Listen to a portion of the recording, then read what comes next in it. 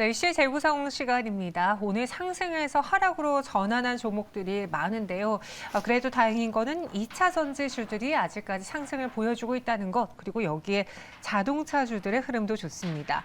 탈중국 공급망 이야기도 있고 테슬라 이야기도 있는데 우리가 주안점으로 삼을 건 무엇인지 오늘 이 시간 레몬리서치 이상엽 이사와 함께 정리해 보도록 하죠. 어서 오세요. 안녕하세요. 네, 안녕하십니까. 정말 새해 첫날부터 잡이 없다라는 이야기가 많이 들려요. 네, 시장이 정말 실망스러운데 일단 오늘 시장에서 자동차주들이 모처럼 올랐다라는 거는 굉장히 긍정적인 신호 같거든요. 이유를 설명해 주시죠.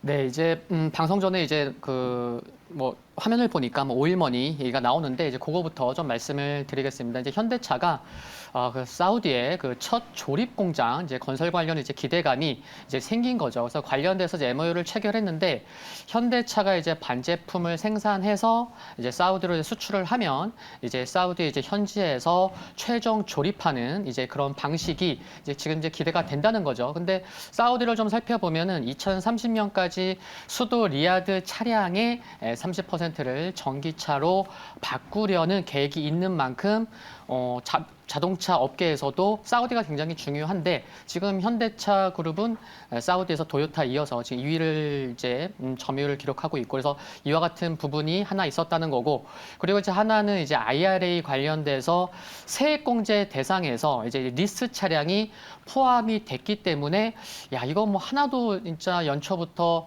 세액공제 보조금 받지 못할 거라고 전망이 됐었는데 이게 바뀐 거죠. 그래서 지금 상업용 전기차 세액 공제가 이제 차량 가격의 30% 또는 유사 내연기관 차와의 그 가격 차이 가운데서 더 적은 금액으로 이제 혜택을 받을 것으로 전망이 되는데 최대한 7,500달러 세액 공제가 기대가 된다는 것이 이와 같은 두 개의 긍정적인 이슈가 오늘 하루를 자동차 관련주들 강세 이어지는 그런 모멘텀으로 볼 수 있는 것 같습니다. 네. 그리고 그 자동차 이야기하면서 IRA 이야기를 빼놓을 수가 없잖아요. 미국 IRA 관련해서도 상업용 전기차에는 보조금을 지급하기로. 그럼 일단 급한 불은 끈 건지 이 IRA에 대해서 사실 우리 정부도 그렇고 현대차 쪽도 그렇고 뭔가 미국과 조율을 하려고 부단히도 노력을 하고 있긴 한데 사실 조율이 그렇게 쉬워 보이진 않는다라는 이야기가 많았거든요. 네, 근데 앞으로 계속 더 노력해야 될 것 같고요. 그래도 이제 연말에 이제 정말 적극적으로 의견을 개진했던 게 반영됐다는 게 뭐 한숨 좀 돌린 게 아닌가. 근데 뭐 좀 더 적극적으로 좀 보완해 갈 필요는 분명히 있는 것 같고요. 그래서 이제 현대차 그룹 브랜드가 이제 미국에서 이제 판매하는 상업용 판매 비중이 현재 한 5% 수준이라고 합니다. 그러면은 이쪽에서는 이제 보조금 받을 수 있다 보니 이쪽 비중을 당연히 늘려가야 되겠죠. 그래서 조지아 공장 완공 전까지는 이쪽 상업용 차량의 비중을 한 30%까지는 좀 늘리려고 이제 계획하고 있는 점도 긍정적이고요. 그리고 최근에 전기차 관련 내연기관차 대비해서 전기차 관련된 좀 이미지가 좀 낮아지긴 했죠. 좀 뭐 부정적인 좀 내용들도 많았었고, 그래서 이제 리스나 이제 상업용 차량을 통해서 좀 타보고 좀 이제 구매해 볼 수 있는 그런 기회가 좀 이제 생겼기 때문에 뭐 저변 확대 요거를 좀 잘 노려봐야 될 것 같습니다. 네. 지난 거래일에 뉴욕 증시에서는 테슬라가 정말 모처럼 반등을 했어요. 그래서 올해 증시에서도 관련 종목들이 장 초반부터 분위기가 좋았고 물론 지금 상승폭이 좀 둔화된 종목들이 있지만 그래도 LNF라던가 에코프로빔 이런 종목들은 상승이 유지되고 있거든요. 네네. 이 테슬라의 주가에 대해서 이걸 어떻게 봐야 되는 건지 경쟁사로 봐야 되는 건지 아니면 같은 업종을 대표하는 대표주로 봐야 되는 건지 지금 투자자분들이 기준점을 뭐로 잡아가는 게 좋을까요? 완성차는 이제 경쟁되는 거고요. 이제 배터리 쪽으로 보면은 그쪽 잘 팔리면 좋은 거니까. 이제 완성차도 그러면 그냥 경쟁으로 테슬라가 망해도 우리 현대차 기아는 잘할 수 있다 이런 경쟁사로 봐야 되는 건가요? 그러니까 점유율을 말씀을 드리면은 이제 뭐 여러 브랜드 업체들이 이제 비중을 늘려갈 거기 때문에 많은 분들 아시겠지만 시간이 가면 갈수록 테슬라의 비중은 좀 줄어들 수밖에 없죠. 2020년에는 무려 비중이 79%였는데 지금 미국에서 지금 테슬라의 비중이 한 60%대, 65% 전후인데 2025년 가서는 테슬라의 비중이 미국에서 이제 한 20% 미만으로 떨어질 거다라는 이제 전망도 있는 상황인데 그 부분을 이제 뭐 국내 이제 완성차 업체들이 뭐 늘려간다면 그 부분은 또 모멘텀으로 볼 수가 있을 것 같고요. 그리고 또 이제 테슬라와 관련돼서 또 이제 배터리 쪽도 좀 살펴보면은 긍정적인 것들이 있었죠. IRA 관련돼서 그 세부 지침의 완화 의견이 있었던 거죠. 그래서 배터리 핵심 광물 조달 가능 국가에 미국 또는 이제 미국과 FTA 맺은 국가 말고도 다른 국가 이제 추가 가능하다는 의견이고 또 이제 추출 가공 비율 관련해서도 보면은 미국과 FTA 체결국이 아닌 곳에서 이제 광물이라 할지라도 FTA 체결국에서 가공해서 이제 수치가 중요할 텐데 이제 50% 이상의 부가가치 창출하면은 이제 보조금 대상 이제 간주하기로 그런 의견이 이제 있었기 때문에 그 부분도 오늘 이제 긍정적인 부분인 것 같고요. 또 단독 뉴스로 나와서 뭐 크로스 체크는 필요하겠지만 또 미국에서 지금 테슬라의 모델 3 신차가 재고가 바닥이라는 내용이 있었고 그렇기 때문에 국내 배터리 추가 주문 가능성이 좀 오늘 좀 부각되다 보니까 뭐 여러 가지 이슈로 인해서 뭐 2차 전지도 함께 상승하고 있다고 보시면 될 것 같습니다. 네, 오늘 현대차, 기아 3에서 4%의 오름세를 보여주고 있는데 당장의 4분기 실적은 어떨지 사실 이 종목들도 지난번에 이제 달러 강세 때 환율 효과를 봐서 네. 실적에도 보탬이 됐었잖아요. 근데 그 환율도 조금 내려왔기 때문에 우리가 어느 정도 그 환율 효과를 반납해야 된다라는 것도 예상하고 있는데요. 네. 4분기 실적 그리고 앞으로의 주요 포인트, 이 현대차, 기아를 갖고 있는 주주분들을 위해서 전해 주시죠. 네, 실적은 좀 3분기에 뭐 비용 이슈도 있었고 그래서 조금 이제 하락폭이 큰 부분이 있었는데 4분기 실적은 전년 동기 대비해서 크게 증가할 것으로 이제 전망이 됩니다. 실적 보면은 현대차 그룹이 좀 선전을 했었죠. 1월에서 11월 사이, 이제 12월만 제외하고 11월 사이에는 현대차가 미국에서 판매 실적이 작년 대비 비교 시에 3.5% 감소했는데 이게 왜 선전한 거냐면은 경쟁 업체, 그러니까 뭐 도요타랑 혼다를 비교해 봤을 때는 도요타는 10.7% 감소했고 혼다는 34.7%를 감소했음을 보면은 현대차가 작년보다 좀 줄어들었지만 선전한 거구나라는 걸 알 수가 있고 그래서 실적도 보면은 전기차 12월 수출 뭐 어제 오늘 이제 12월 수출입 동향 무역 수지 발표가 됐는데 전기차 12월 수출 47% 증가했고요. 현대차 경우에는 매출이 4분기 매출이 전년 동기 대비해서 한 20.4% 증가할 전망이고 영업이익이 110% 증가할 전망이고요. 그리고 기아차는 4분기 영업이익이 114% 증가할 전망이어서 4분기 실적만 놓고 보면은 그래도 좀 3분기에 좀 우려 때문에 좀 빠졌고 또 바닥에서 올라오는 거 봤을 때는 실적만 놓고 보면은 좀 그래도 좀 기대해 볼 만하겠다. 근데 아시겠지만 이제 지금의 주가는 뭐 내년, 그러니까 올해 뭐 우려감들이 좀 반영되어 있다는 거 참고하셔야 될 것 같고요.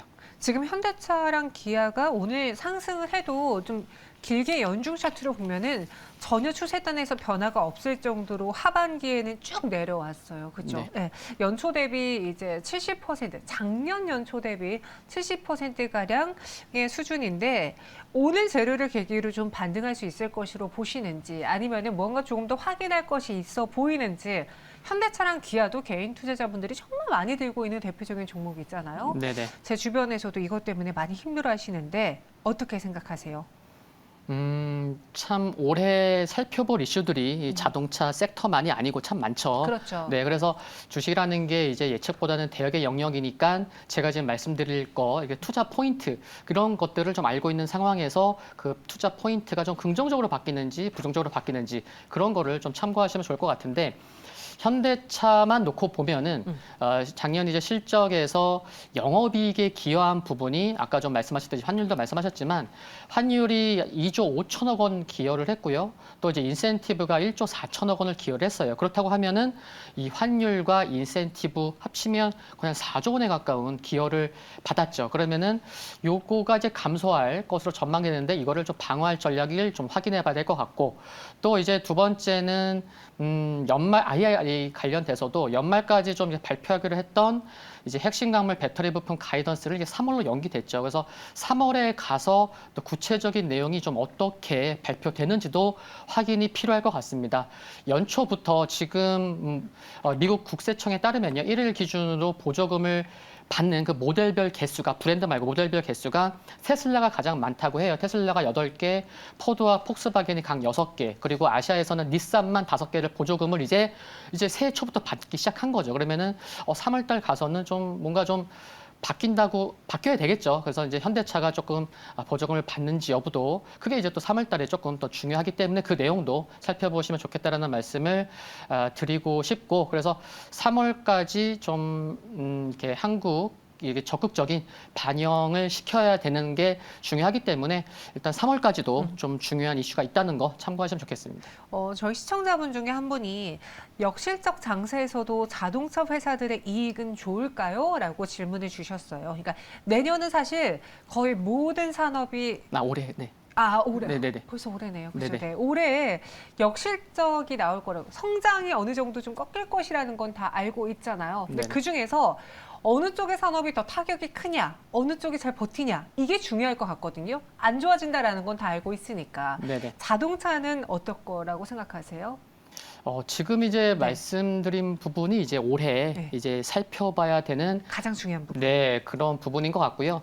그리고 이제 뭐 새해 첫날부터 좀 시장의 변동성이 커서 좀 그렇긴 하지만 어느 순간 이제 뭐 시장이 정말 진짜 돌아서는구나라고 생각이 들기 전까지는 여전히 11월 말부터 좀 이어왔었던 종목 장세가 좀 이어질 수 있다는 것에 좀 초점을 맞출 필요가 있을 것 같고요. 지금 말씀하셨듯이 비슷비슷한 것 같아요. 대부분의 뭐 전망이 이제 상반기보다는 하반기에 좀 더 많은 것들이 좀 개선될 것으로 전망되고 있기 때문에 그 전까지는 좀 뭐 여러 섹터에서도 좀 비슷한 전망을 할 수 있지 않을까. 그러면서도 이제 그 섹터에 지금 뭐 한국에서의 좀 비중이 한 30% 전후까지 좀 내려온 외국인의 비중이 좀 어느 섹터로 좀 강하게 들어가는지 그게 좀 체크하면서 주도주를 좀 나오는지 여부 체크하면 좋을 것 같습니다. 제가 이 자동차주랑 같이 꼭 보는 종목들이 그 부품으로 SL, 화신, 서현이와 이 세 종목이거든요. 다 네. 그렇죠. 근데 이 종목의 차트들이요. 지난해엔 정말 불꽃처럼 올랐다가 추세가 하반기에 꺾였고 최근에도 아직 뭔가 좀 지지를 받지 못하고 있는 모양새예요. 오늘 장은 상승을 하고 있긴 한데 이들의 경우에도 그럼 이 기아나 현대차의 실적과 혹은 주가와 연동되게 봐야 되는 건지 아니면 좀 개별적인 이슈가 있는 건지 그 미국 공장에 대한 이야기는 또 싹 사그라지면서 이 네. 종목들이 많이 부진한 상황이거든요. 네. 이제 부품 업체들이 네. 완성차 업체의 흐름, 그러니까 뭐 관련된 뭐 중요한 이슈에서 뭐 100% 자유롭기는 어렵죠. 그렇죠. 네. 하나의 고객사니까요. 네네. 어렵긴 한데, 작년 한 해 흐름만 놓고 보셔도 완성차 업체와 부품 업체 흐름은 좀 다른 부분들이 있었죠. 예, 그런 면에서도 완성차보다는 좀 부품 업체에 좀 더 관심이 필요한 게 아닌가 싶고, 그리고 이제 시가총액이 작고 좀 가벼운 부분이 있다는 점이 뭐 단점이자 장점일 수도 있겠지만, 장점인 부분에서 말씀을 드린다고 하면은 좀 가벼워서 뭔가 좀 이슈가 있을 때 또 기관이나 외국인, 특히 이제 기관의 수급일 텐데, 기관의 수급이 들어오면은 한두 달 사이에서도 한 40%, 50% 상승하는 흐름을 보여준 그런 흐름이 부품 업체이기 때문에 작년처럼 올해도 수익률을 진짜 기관들이 적극적으로 제고해 간다고 하면은 완성차 업체보다는 좀 차 부품 업체에도 좀 관심이 좀 필요한 게 아닌가 싶고요. 그리고 이제 또 한 가지는 이제 테슬라가 이제 멕시코 현지 공장을 추진 중에 있는데, 좀 멕시코에 또 이제 현대차 그룹 뭐 계열사든가 또 이제 여러 부품 업체들이 좀 있죠. 그래서 그 멕시코 테슬라 공장의 근처에 또 그 공장 시설이 있다고 하면은 또 테슬라의 뭐 플러스 알파 모멘텀도 받을 수 있기 때문에 뭐 아까 말씀하셨지만 그 중에서는 저는 뭐 성우 하이텍, 성우 하이텍이요? 네네, 멕시코에 또 이제 공장이 있고, 또 작년 7월에 현대차 그룹에서 배터리 팩 제작 생산 업체로 작년 7월에 지정이 됐죠. 그래서 제네시스 전기차 포함해서 차기 이제 전기차 모델 배터리 팩 제공할 것으로 전망이 되고 있기 때문에 최근에 뭐 주가는 뭐 조금 뭐 부진하지만 차 부품 업체에서 좀 관심 가지신다고 하면은 뭐 실적이나 수급과 함께 좀 보시면 좋을 것 같습니다. 네, 오히려 완성차 쪽보다는 부품주 쪽을 더 눈여겨보고 있다라고 하시면서 멕시코 공장과 관련된 테슬라 멕시코 공장과 관련된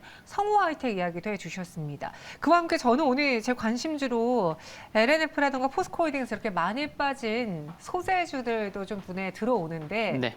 또 여기서 대결을 붙여보자면 제가 대결 붙이는 거 만약에 게임 되게 좋아하잖아요. 만약에 한 종목을 산다면 부품 사시겠어요? 아니면 소재 사시겠어요? 2차 전지? 소재 사겠습니다. 네, 오늘은. 오늘은요? 왜요?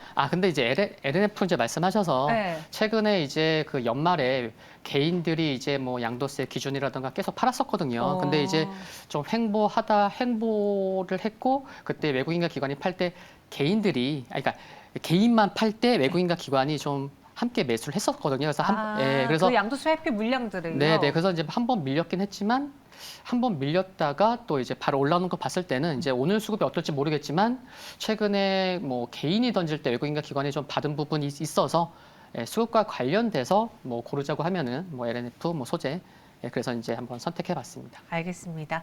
그 안에서의 그 투자 선호도가 좀 순위가 나뉘어지네요. 자동차, 완성차, 소재까지 이야기해봤고요. 이상엽 이사와 함께 정리해봤습니다. 오늘의 이슈 고맙습니다. 네, 감사합니다.